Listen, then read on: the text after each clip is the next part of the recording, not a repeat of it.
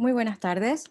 Mi nombre es Marilu Osorio y les doy la bienvenida al Salón Rosa María Britton, con la presentación del libro Historias cortas para pesadillas interminables. Mencionarles también que tanto la cámara como el micrófono y el chat se encuentran desactivados. De realizarse una ronda de preguntas y respuestas, dicha opción sería habilitada por nuestro técnico. El icono estará en la parte inferior de su pantalla. Esta actividad está siendo transmitida simultáneamente en el canal de YouTube de la Cámara Panameña del Libro. Sin más, cedo la palabra al moderador.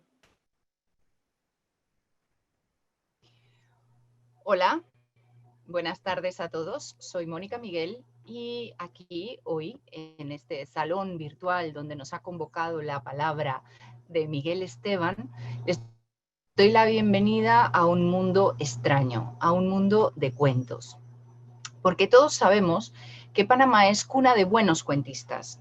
Sergio González Ruiz, Berta María Cabezas, César Samudio, Carlos Francisco Chammarín, Luisita Aguilera, por decir solo algunos de tantos y tantos otros que enaltecen este género tan difícil que muchos masacran precisamente por creerlo sencillo. El cuento, el buen cuento, dentro de la rigidez de sus reglas, nos atrapa y nos arrebata a su universo.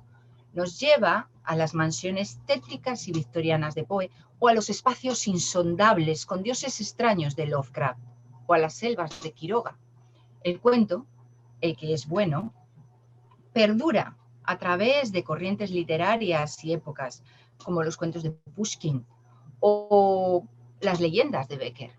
Y como niños que fuimos, y muchos de nosotros nunca hemos dejado de ser, regresamos una y otra vez al cuento fantástico para sorprendernos, para asustarnos, porque ¿a quién no le gusta escalofriarse cuando sabe que está a salvo en su casa? Nosotros, aquí en Panamá, vivimos en un mundo en el que lo maravilloso, lo truculento y lo sobrenatural se imbrican con la realidad.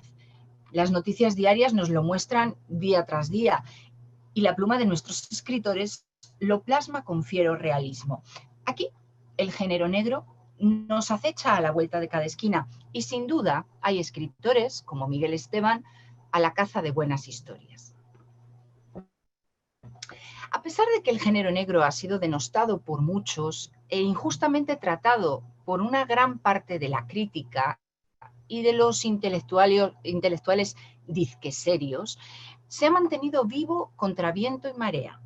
Porque entretiene, porque divierte, pero sobre todo porque refleja aquello que es verdad. Porque nos muestra la realidad, quizás no la realidad real, pero ¿quién dice que todas las realidades están en el mismo nivel?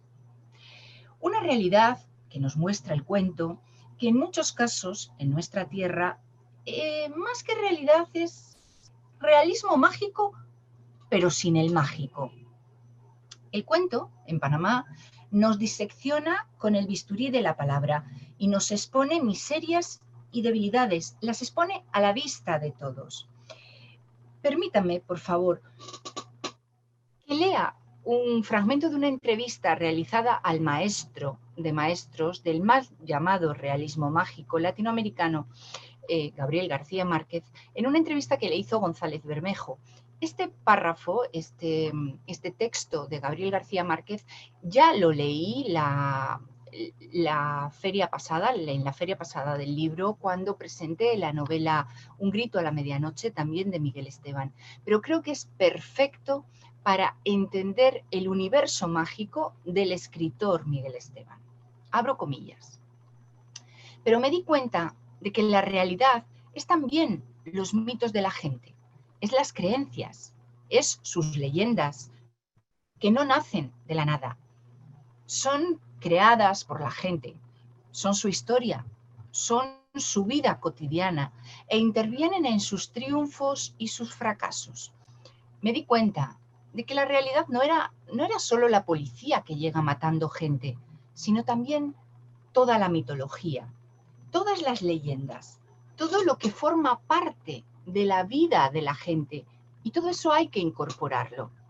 Y sigue diciendo el general Aracataco: yo he llegado a creer que hay algo que podemos llamar pararealidad, que no es ni mucho menos metafísica, ni obedece a supersticiones, ni a especulaciones imaginativas, sino que existe como consecuencia de deficiencias o limitaciones de las investigaciones científicas. Por eso todavía no podemos llamarlo realidad real. Te hablo, sigue diciendo Gabriel García Márquez, te hablo de los presagios, de la telepatía, de muchas de estas creencias premonitorias en que vive inmersa la gente latinoamericana todos los días, dándole interpretaciones supersticiosas a los objetos, a las cosas, a los acontecimientos. Interpretaciones, además, que vienen de nuestros ancestros más remotos. Y dice, para terminar, García Márquez, yo no doy explicaciones metafísicas a esto, pero creo que son cosas que forman parte de una realidad que no conocemos. Y la exploración de esta realidad en este momento me interesa tanto como la otra. Y para serle sincera, a mí la exploración de esta realidad a través de la literatura me interesa quizás mucho más que la exploración de la realidad de todos los días a través de las noticias supuestamente serias. Y por eso me fascinan los cuentos de Miguel Esteban. Porque Miguel Esteban, en sus novelas y en sus cuentos, en este nuevo libro de cuentos del que estamos hablando hoy, nos sumerge en una realidad alterna, en una realidad tan real que se siente real. Nos encontramos en Miguel Esteban con una narrativa que no se limita a lo aparente, que no se limita a la normalidad. Esta narrativa, esta realidad narrativa, extiende sus tentáculos de tinta para absorber otras facetas de la realidad humana. Absorbe lo patológico, absorbe lo absurdo, absorbe la magia, el instinto más primitivo, los arquetipos del inconsciente. Aquí, en la tinta de Miguel Esteban, encontramos la religión, encontramos los mitos, encontramos los dioses salvadores. El año pasado, en la presentación que hice de la novela anterior de Miguel Esteban, Un grito a la medianoche, ya hice referencia a esta misma entrevista y me he permitido repetirla de nuevo hoy aquí, porque Miguel Esteban, al contrario que muchos, en lugar de pasar del cuento a la novela, da el salto contrario en este nuevo volumen de cuentos y se adentra aún más en esta maraña de hiperrealidad o de subrealidad o de realidades paralelas, donde en realidad hay cuentos en los que no sabemos si estamos vivos o no sabemos si ya nos hemos muerto. En esta misma línea de paisajes fuera del tiempo y del espacio comunes, en los libros de Miguel Esteban nos transporta a lugares extraños, aunque a veces nos suenen extrañamente conocidos, donde seres no completamente vivos ni del todo muertos asedian nuestra razón y nuestro valor. Hay casas donde los espejos pueden tocarte. Hay mujeres de luto que te miran desde las cuencas vacías de sus ojos. Hay profesoras comunes y corrientes que no lo son tanto. Zonas liminares donde no sabemos si estamos dormidos, si estamos despiertos, donde no estamos seguros de querer seguir leyendo, pero no queremos dejar de leer. Tampoco sabemos si los personajes de los cuentos de Miguel Esteban están durmiendo el sueño eterno o si están soñando despiertos. En este libro de cuentos, vamos a encontrar a un Miguel Esteban fabulista, donde continúa con esta larga tradición en la que hay objetos que nos ofrecen lecciones. Pero además nos encontramos a un Miguel Esteban que nos muestra apariciones. Las apariciones hacen su aparición, nunca mejor dicho, entre las páginas de este libro como una forma clásica, como el horror más puro. Exploraremos de su mano las profundidades del terror psicológico, con historias de psiques completamente perturbadas, con monstruos humanos y terribles. Miguel Esteban usa el horror silencioso en historias sutilmente escritas, donde todos estos ambientes enrarecidos y estos estados de ánimo alterados crean un estremecimiento de suspenso y horror. Las amenazas sobrenaturales en estos cuentos nos rodean. Y aquí, en estos cuentos, no se aplican las reglas de la existencia normal. Convivimos entre sus páginas con licántropos, fantasmas y con el resto de los habitantes de esta Twilight Zone extraña. Con esto, con estas palabras que he dicho hasta aquí, espero haber picado su curiosidad.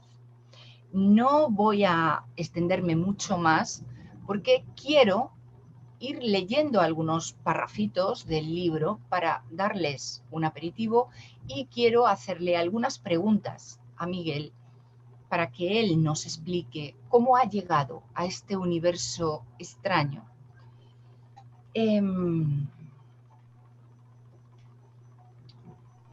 Algunos de los libros, como siempre, hay personas que nos gustan más determinados temas que otros y hay cuentos que a mí me gustan mucho. Voy a leer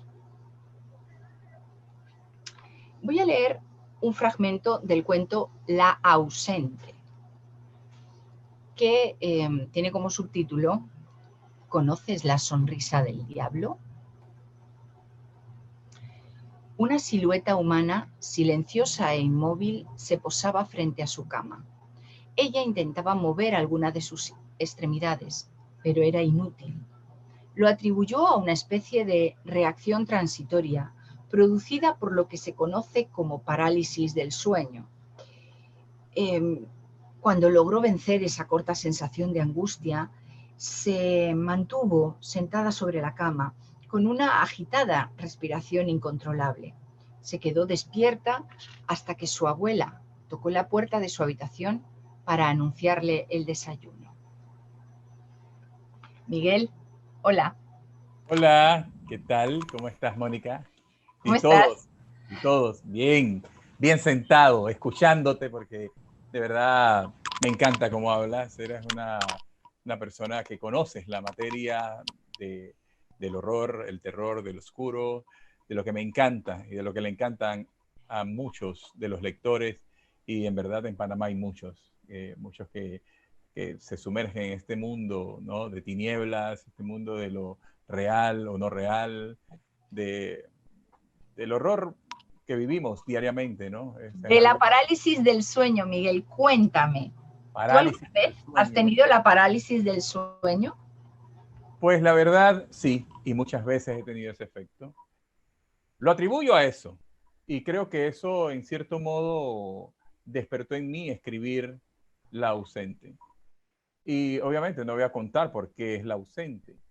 Pero, no lo vamos a contar. Claro, no podemos contar, porque no, esta es la esencia en sí de la historia. Pero sí, como tú conoces y muchos de los que me han leído, yo impregno en mis historias parte de lo que he vivido y parte de mis experiencias. Y he tenido muchas experiencias. Hoy en día también las he vivido, únicamente que no la cuento a la libre, porque en verdad son situaciones muy, muy personales, muy mías.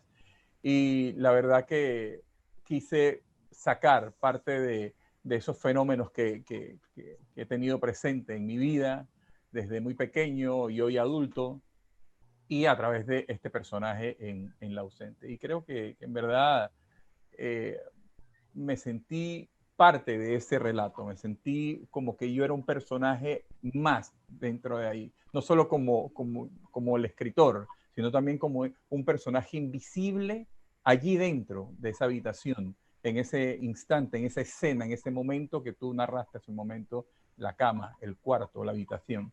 Hay algo más allí que también se manifiesta y que yo lo he tenido presente muchas veces.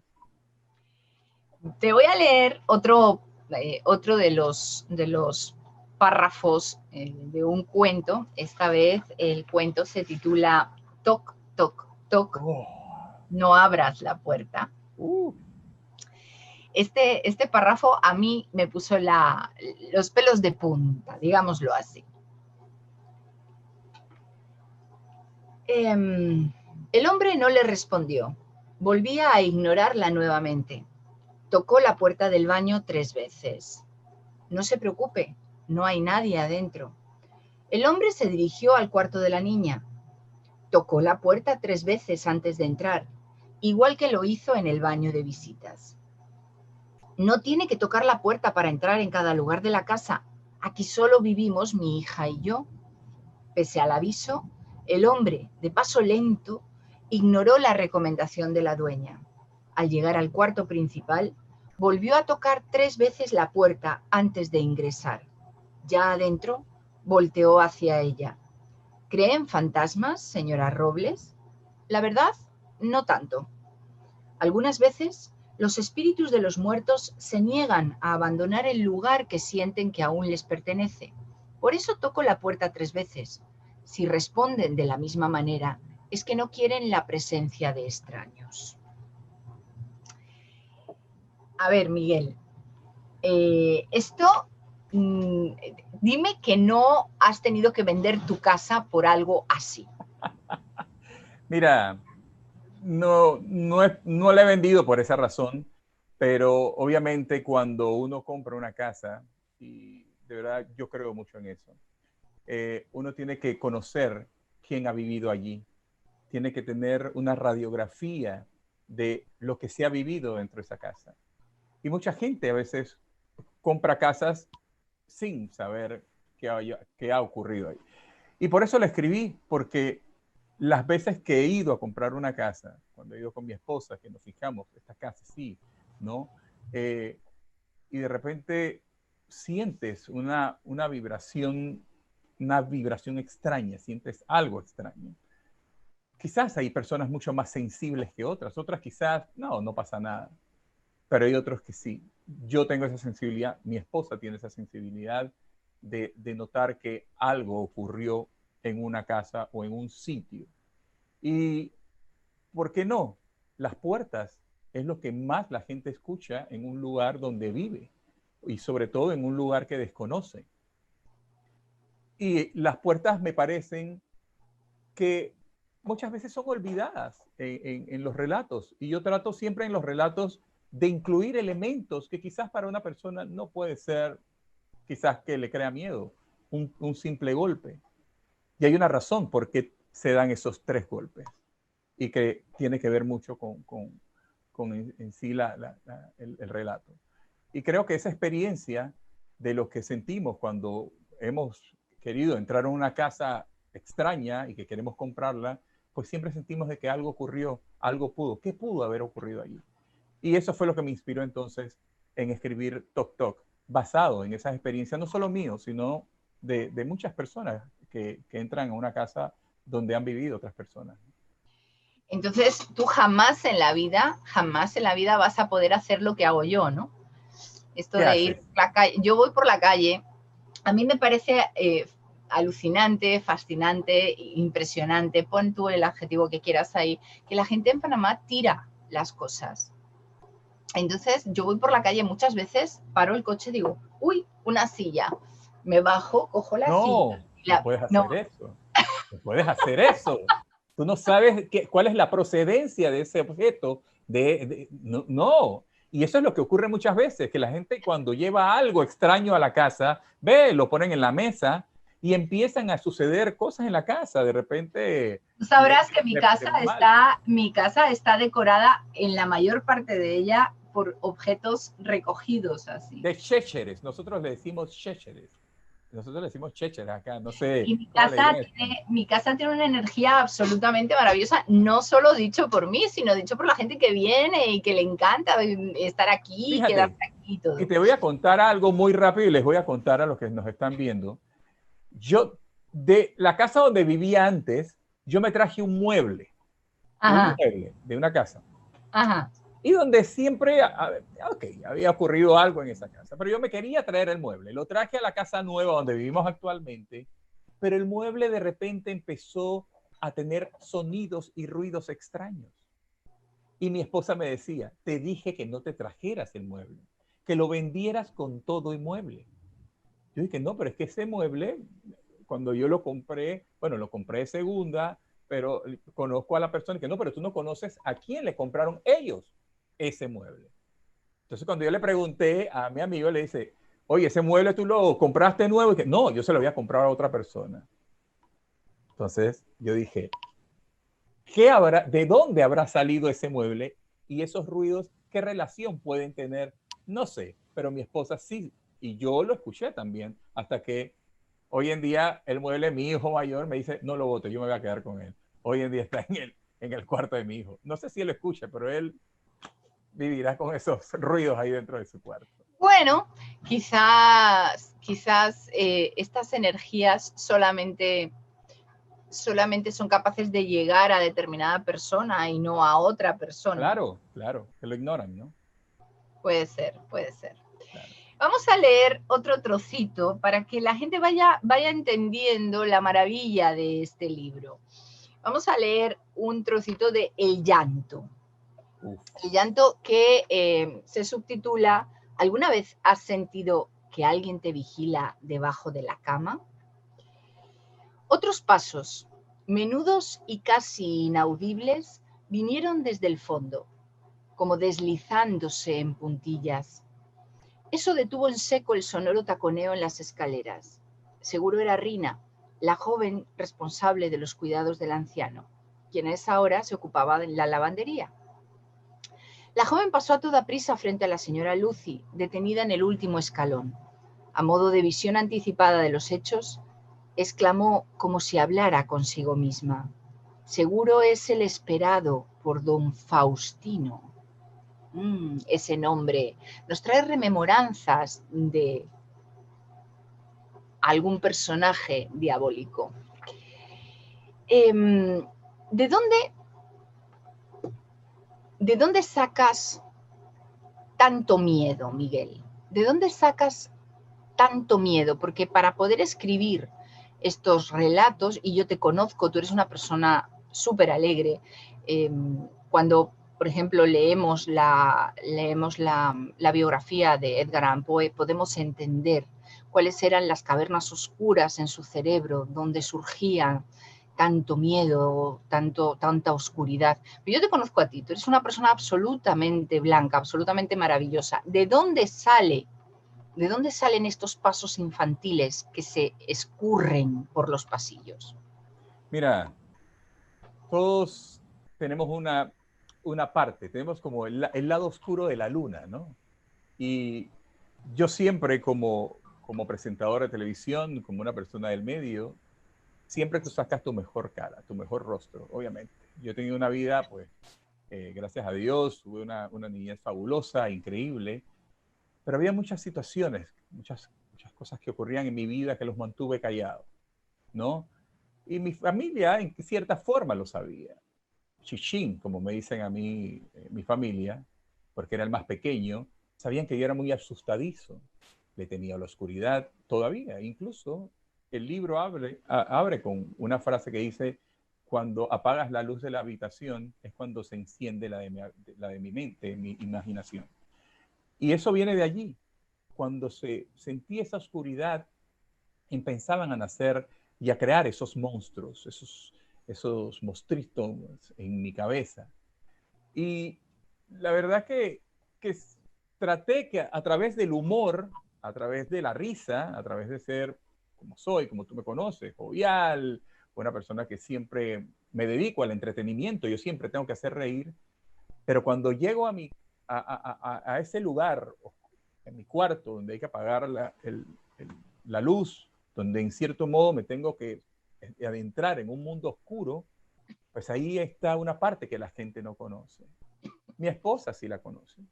Mi esposa sabe que a mí me cuesta mucho dormir. La gente no sabe que yo nada más duermo entre 3 a 4 horas diarias. Yo no puedo dormir más. Porque cuando todos se acuestan y todos duermen en esa oscuridad, la mente mía está trabajando. Está trabajando. Entonces me viene esa ansiedad donde empiezo a ver, digo, no creo que sea un fenómeno de esquizofrenia ni nada, pero sí veo imágenes, como lo veía de pequeño. Y a un adulto pensaba que me había podido librar de eso. Y no he podido librarme. Entonces, por eso dije, voy a empezar a escribir sobre miedo, sobre terror, sobre el Guayacal, sobre la Tulivieja en Un grito a la medianoche, sobre un asilo de ancianos, que también tiene que ver con una experiencia que tuve, nada más que no era de ancianos, sino era un psiquiátrico, nada más que en la obra lo puse como si fuera un asilo de ancianos, pero es tratando de sacar, de hacer catarsis, ¿no? De todo eso que he llevado por dentro por mucho tiempo y que no lo puedo mostrar ante el público. La gente puede ver que yo hice los cuentos del gato negro a través de la emisora, pero nadie sabe a ciencia cierta por qué lo hacía. Era por eso, porque trataba de sacar, de que hubiera un escape de esa parte mía oscura que me atormenta, pero en pequeñas dosis hoy en día, pero que en cierta forma ha ayudado a expresarme a través de estos relatos que entre la realidad y la ficción, pues ha podido mostrar parte de mí. Vale. Voy a guardar el cuento que más me ha gustado, el texto del cuento que más me ha gustado, lo voy a dejar para el final, como golpe de gracia. Pero ahora quiero hacerte una pregunta totalmente literaria. ¿Qué tan difícil fue? Lo comenté en la presentación y lo voy a repetir ahora.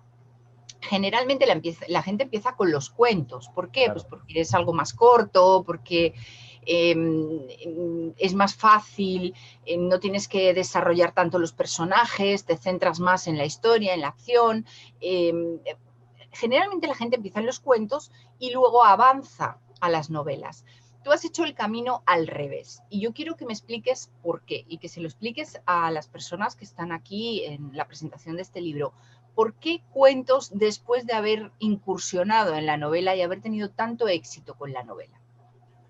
Primero porque yo empecé primero escribiendo cuentos cortos únicamente que era para producción de radio. Los cuentos del gato negro, evidentemente, por mi afinidad con Allan Poe y que me gustaban sus relatos y ese famoso gato negro, empecé a escribir esos relatos, pero que no tenían nada en la parte literaria. Era simplemente guiones para ser locutados y producidos para radio. Y ahí empecé a escribir esos relatos cortos. Y realmente de allí fue donde la escritora Rosemary Tapia, que leyó uno de mis relatos, me dice, Miguel, tú no debes estar escribiendo cuentos cortos, tú debes estar escribiendo novelas. Entonces yo le dije, pero bueno, yo quiero prepararme para ello, porque yo soy guionista, yo soy productor de televisión y de radio, no soy un escritor de novelas. Entonces por eso me preparé por 2 años para escribir entonces la novela, para escribir novelas. Y empecé con La niebla del Guayacal, que se convirtió, debido al éxito, en una trilogía. De allí vino El asilo santo, vino Un grito a la medianoche, pero todavía tenía ese cosquilleo de volver a la génesis de ese interés en sumergirme en historias de terror cortas. Y tenía muchos borradores, tenía muchos de los relatos que están dentro de esta obra, las tenía pensadas para convertirlas en novelas, pero se quedaron simplemente en simples sinopsis, en unos detalles, unos personajes, una niña que se asomaba en una ventana, quedaba allí. Y al final tomaba otras historias que ya las conocen. Entonces dije, llegó el momento. Hablé con mi esposa, hablé con Ariel Barría Alvarado, que es mi editor, quiero escribir un libro de relatos. Entonces empecé a investigar de cómo saltar, ¿no? de la novela al cuento corto, y fue bien complicado, fue muy difícil porque yo estaba en la novela, tú puedes extender mucho más, puedes explorar, como muy bien lo dijiste, puedes trabajar más los personajes, el ambiente, todo, te puedes dar el lujo de estirar y estirar y estirar, como lo hace Stephen King, lo hace todos estos escritores de ese género, que puedes estirar y trabajar mucho más los personajes, y como lo he hecho. Y eso fue lo complicado. Me quedaban muy largas al principio, después yo recortaba, pero hay algo que mantuve y creo que es lo que le da ese toque y esa voz mía dentro de este libro, porque no se despega de la voz que yo mantengo en las novelas y sigo en las novelas. Cada personaje tiene una razón de estar allí y quizás puedo explicarlo sutilmente, pero le doy una personalidad. No están como simples objetos allí para simplemente ocupar un espacio, sino que se ganan ese espacio dentro de cada uno de mis relatos. Y creo que el haber sido novelista por 5 años me ayudó mucho más a crear un libro de relatos quizás diferente a lo que estábamos acostumbrados a leer. No sé si haya o existe, pero los que he leído, que son maravillosos, pero yo quería tener una voz diferente. Obviamente enmarcado en los parámetros del cuento y del relato. Y lo logré hacer. Fue muy difícil, incluso fue, creo que la obra que más discutí con Ariel Barría en cuanto a cómo manejar varios de los momentos dentro de, pero tenía su razón y se justificaban y creo que me fascinó y creo que quedó creo que son pequeñas novelitas en un solo libro. Bueno, es que en realidad lo he comentado varias veces, lo hemos comentado aquí en esta presentación y lo hemos comentado tú y yo antes en las conversaciones que hemos tenido previas a la presentación, pero es cierto, el cuento no es más fácil que la novela, no lo es. La gente empieza a escribir cuento creyendo que es muy sencillo y no es, porque tiene unas reglas muy, muy rígidas y lo que te suele decir el editor, que hoy pues algo le habrá pasado al profesor Barría, no nos está acompañando, creo que no ha llegado todavía,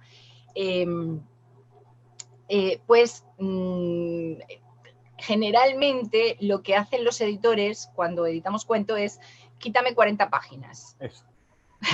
¿Verdad? Es lo primero.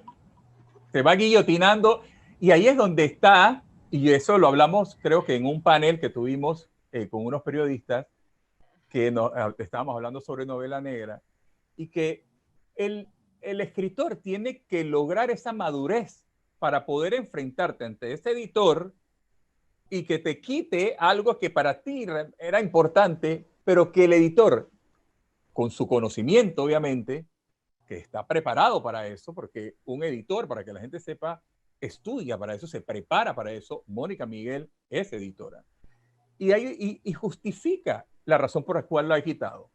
Y ahí viene ese choque y poder, esa confrontación de escritor-editor, y que al final, claro, levanta la espada como vencedor el editor y dice...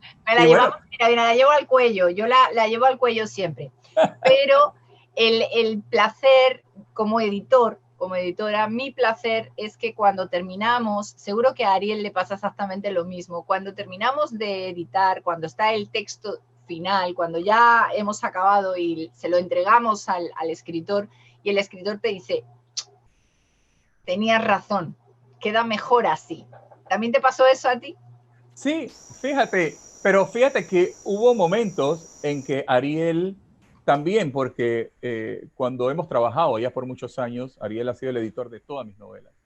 Y quisiera que fuera, y también quisiera que tú fueras editora de una de mis novelas. Yo sé que eso va a llegar. Pero sí, yo sé que eso va a llegar. Hay algo que nos atrae y nos llama en ese mundo literario. Pero fíjate que Ariel, habían partes en que yo llamaba a Ariel y le decía, Ariel, pero es que esta parte aquí lo tenía por esto y este personaje por esto. Y Ariel, y discutía, o ponte media hora ahí, 1 hora, y de repente, tienes toda la razón, Miguel. Sí, tienes toda la razón. Viéndolo desde ese punto de vista, bien. Pero un buen editor es capaz de hacer eso también, ¿eh?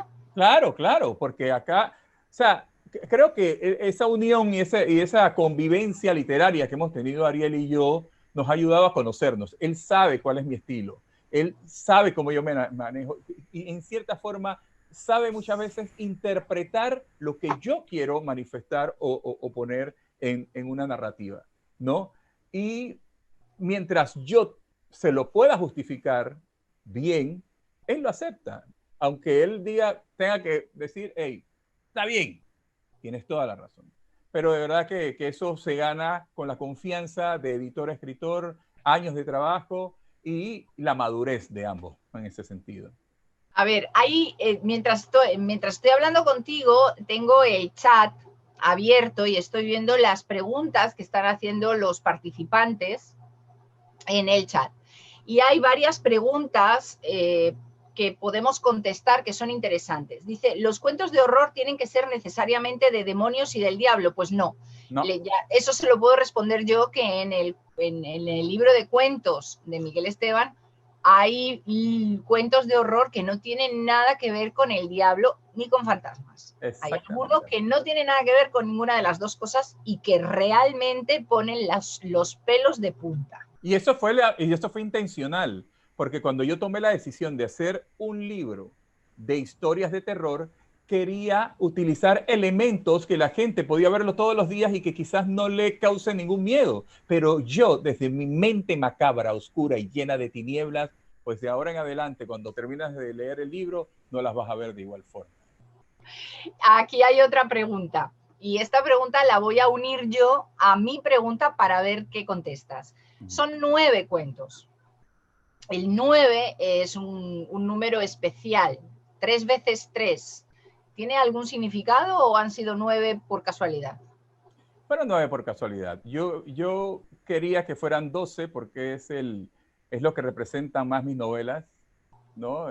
Sabes que mi novela siempre empiezan en la página número 12, por muchas razones, ¿no? Por la parte religiosa, por las creencias. El número 12 aparece cualquier cantidad de veces en la Biblia, y el 12 representa, y hay una razón por la que, esa es la razón.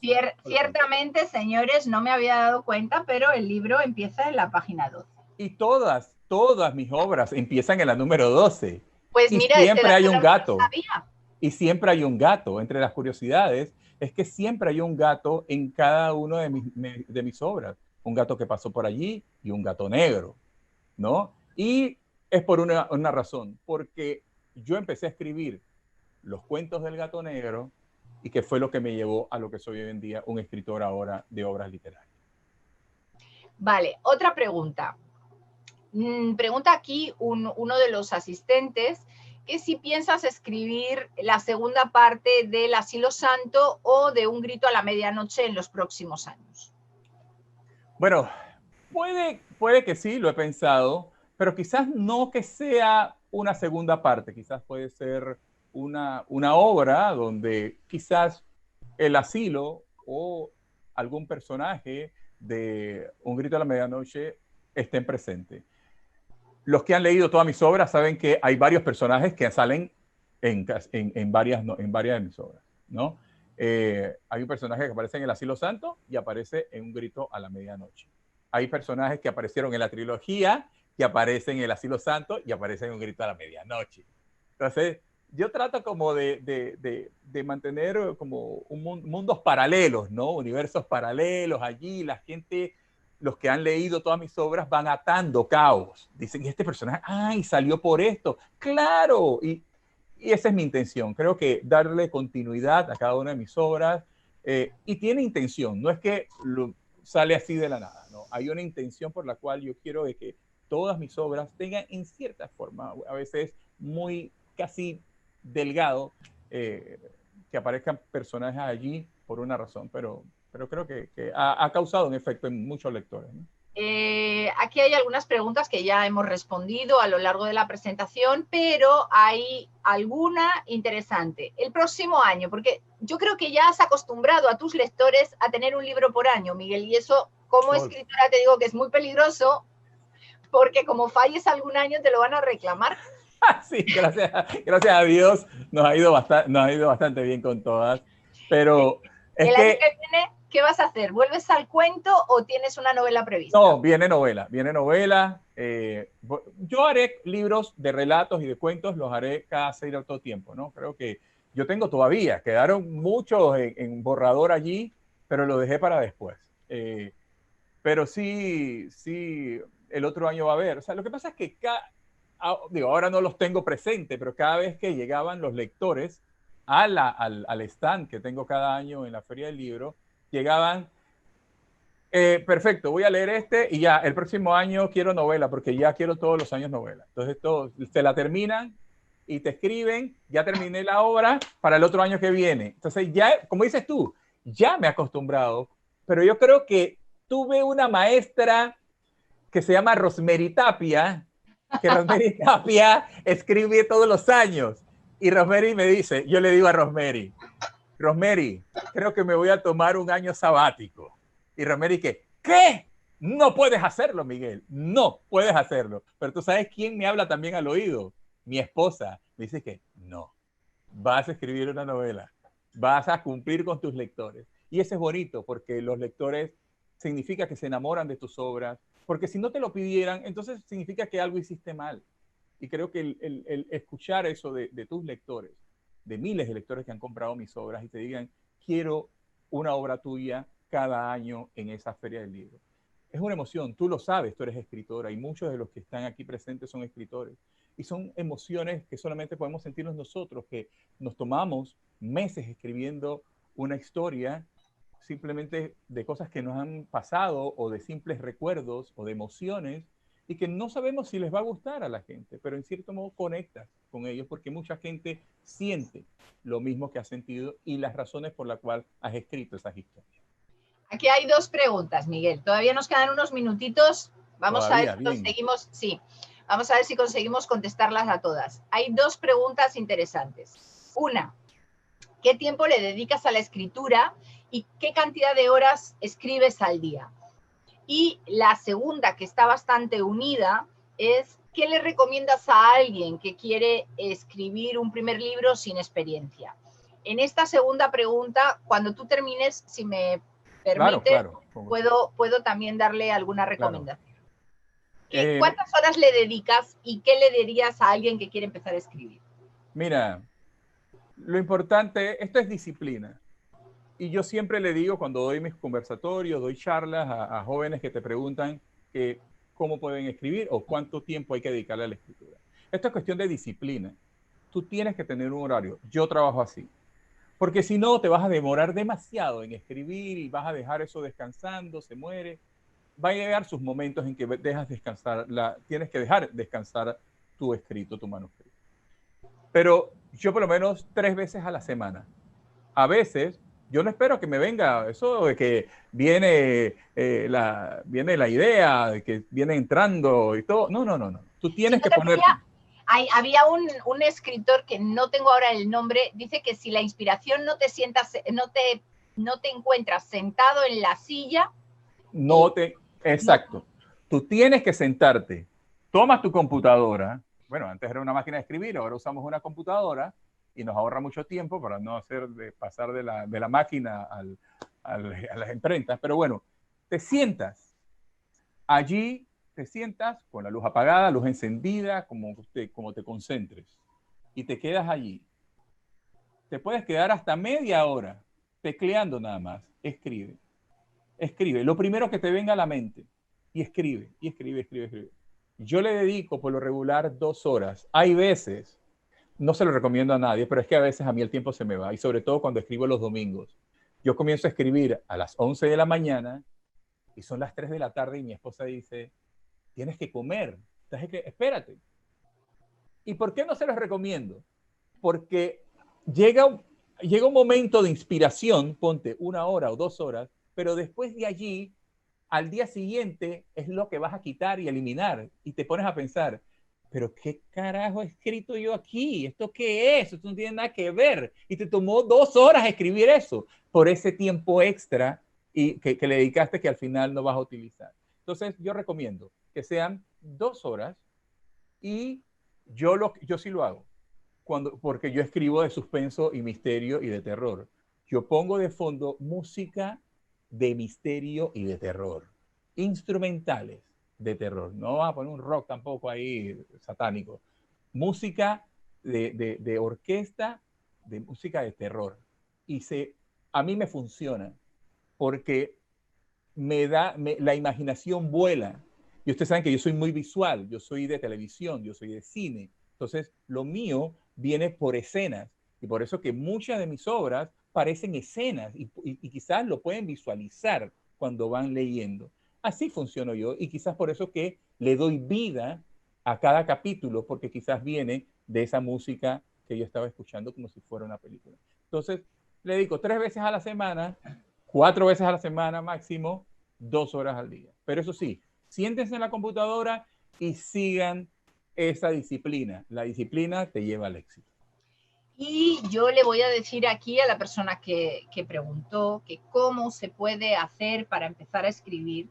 Yo siempre le digo, y sabes que esto lo hemos hablado muchas veces también, Claro. Nadie puede escribir si no lee. Tiene Esto que es leer. así. Es obligatorio. Nadie puede escribir si no lees, si no has leído y si no lees mucho. Sin leer no puedes escribir. Exactamente. Esto es así. Bien, hay más preguntas.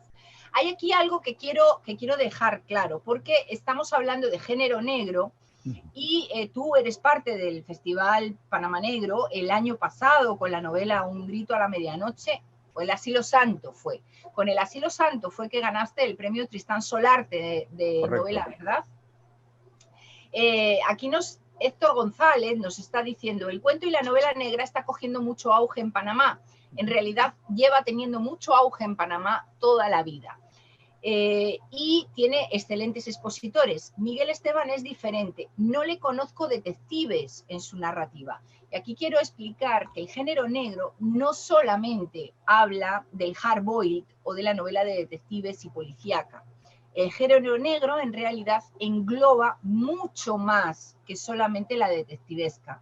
Engloba detectives, engloba crímenes, engloba asesinatos, engloba terror gótico, negrótico, engloba misterio, suspense. O sea, el género negro, el noir, es un paraguas en el que se acogen muchísimos géneros. Pero dice Héctor que si alguna vez piensas poner algún detective en tus novelas. Claro que sí, incluso acuérdate que hay un inspector en El Asilo Santo y que también forma parte de Un grito a la medianoche. Hace un cameo, como llamamos, ¿no? Entonces, en cierta forma sí, o sea, El Asilo Santo tiene parte de la parte detectivesca. Acuérdate que el inspector investiga, en cierta forma, el crimen o la muerte del padre de la protagonista, ¿no? Y le da esa continuidad como inspector, también importante, en Un grito a la medianoche. Entonces, creo que mis obras tienen un poquito de cada cosa. Terror, investigación, ¿no? Drama, bullying. O sea, la novela negra puede tener todos esos elementos también, ¿no? Pero sobre todo la parte detectivesca, como tú bien mencionaste, ese horror y todo. Pero creo que de ese personaje que participó en El Asilo Santo y en Un grito a la medianoche, creo que puede venir algo de él, porque quienes conocen la historia de este personaje, se puede sacar mucho. Es más, puede haber una novela de él solamente, ¿no? Y creo que podría salir, quién sabe, más adelante. Pero yo dejo más eso a Osvaldo Reyes, que es el experto aquí en Panamá. En detectives, en policía. Con Osvaldo tenemos una presentación ese universo de Osvaldo Reyes, que lo hace excelente. Ambos sois expertos, habéis creado universos vuestros, habéis creado un mundo paralelo, una realidad paralela donde vuestros personajes pululan. Mañana en la presentación de Osvaldo vamos a hablar precisamente de esto, donde vuestros personajes pululan y no tenemos muy claro si es verdad, si es mentira, si este personaje está inspirado en algo real, bueno, yo desde que leo los libros de Osvaldo ya no voy al médico de la misma manera. Y desde que leo tus novelas hay ciertos sitios en Panamá que me recuerdan mucho a algunas de las cosas que he leído tuyas y ya no los veo de la misma manera tampoco. Que esa es la idea. Ya mucha gente no pasa por el Valle de Antón como antes. Ya mira hacia las montañas para ver si logra ver ese lugar donde está el Asilo Santo. Exactamente. Aquí hay una pregunta que me la hacen muchísimas veces, me hace mucha gracia, y prefiero que la contestes tú, ¿vale? ¿Se puede vivir de la literatura en Panamá? Miren, sí se puede vivir de la literatura en Panamá siempre y cuando lo hagas de la forma quizás como hacemos mucho. Por lo menos, yo sí te puedo decir, Rosemary Tapia vive de la literatura, vive de la literatura. Es una persona que ella, claro, sus obras las maneja con mercadeo, con todo, al igual que yo. Yo, gracias a Dios, he tenido muchas cosas en mi vida en los últimos 5 años gracias a los libros, gracias a la literatura. Pero además de poder lograr contar buenas historias, pero esas historias tengo que lograr que le lleguen a miles y miles de lectores. Eso no llega fácil, que tú escribes algo y lo dejas allí, como antes los escritores bohemios, estos, ¿no?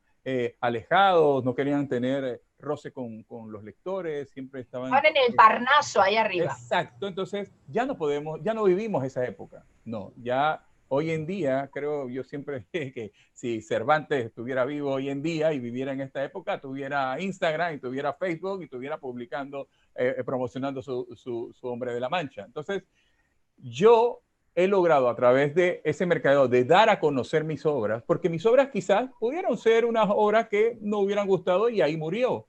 Pero claro, la gente sabe que está allí, la compra y la consume y las recomienda. Entonces, todo ese trabajo de dar a conocer las obras, de asistir a foros, que sabes que hemos ido varias veces, que nos invitan a varios foros de literatura, todo eso nos damos a conocer.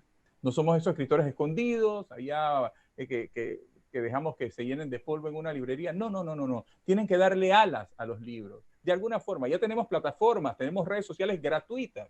Únicamente que hay que organizarse, hacer un buen plan desde el punto de vista literario y de promoción literaria y van a ver que van a conocer sus obras, van a ser compradas y se va a poder vivir entonces de la literatura. Creo que estamos dando ese paso y dándole luces a muchas otras gente que había dejado de escribir por eso, porque ¿para qué voy a escribir si no van a comprar mis obras? Señores, el panameño lee.